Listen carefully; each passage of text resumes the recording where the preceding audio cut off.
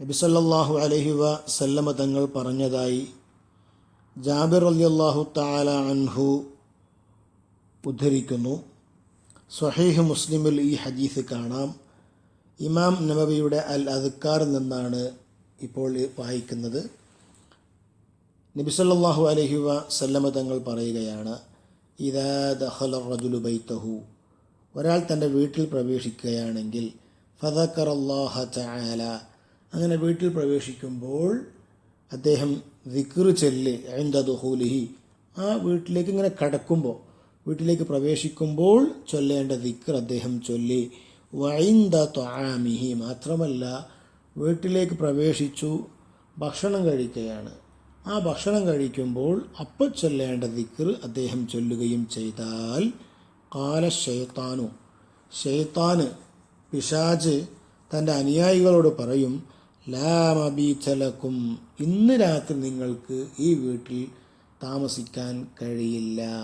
വല അശാ, അതുപോലെ ഇന്ന് രാത്രി നിങ്ങൾക്ക് ഈ വീട്ടിൽ ഭക്ഷണം കഴിക്കാനും കഴിയില്ല. നിങ്ങൾക്കിന്ന് ഭക്ഷണമോ അതുപോലെ നിങ്ങൾക്കിന്ന് ഈ വീട്ടിൽ താമസമോ ഇല്ല. ഇദാ ദഖല, അതേസമയം അവൻ പ്രവേശിക്കുമ്പോൾ, ഫലം യദ്കുരില്ലാഹ തആല ഇൻദ ദുഖൂലിഹി, വീട്ടിലേക്ക് ഇങ്ങനെ വരികയാണ്, അങ്ങനെ വീട്ടിലേക്ക് കയറുമ്പോൾ ചൊല്ലേണ്ട ദിക്ർ ചൊല്ലാതെയാണ് വീട്ടിലേക്ക് പ്രവേശിച്ചതെങ്കിലോ, ഖാല, അപ്പോൾ പിശാച് പറയും തൻ്റെ അനുയായികളോട്, എന്ത്, അദ്റക്തുമുൽ മബീത, ഇന്ന് രാത്രി നിങ്ങൾക്ക് സുഖമായി ഈ വീട്ടിൽ കിടന്നുറങ്ങാം.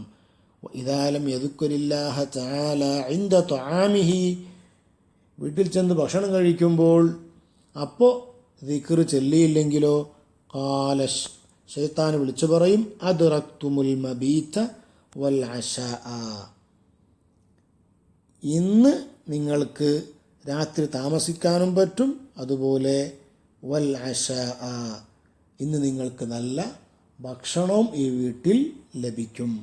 അപ്പോൾ ഈ പിശാചിൻ്റെ ശർറ്, പിശാചിൻ്റെ ദ്രോഹങ്ങൾ നമുക്ക് ലഭിക്കാതിരിക്കാൻ വീട്ടിൽ ചെല്ലുമ്പോഴും അതുപോലെ ഭക്ഷണം കഴിക്കുമ്പോൾ അപ്പോഴൊക്കെ നാം ചൊല്ലേണ്ട ദിക്റുകളൊക്കെ ചൊല്ലിക്കൊണ്ടായിരിക്കണം ചെയ്യേണ്ടത്.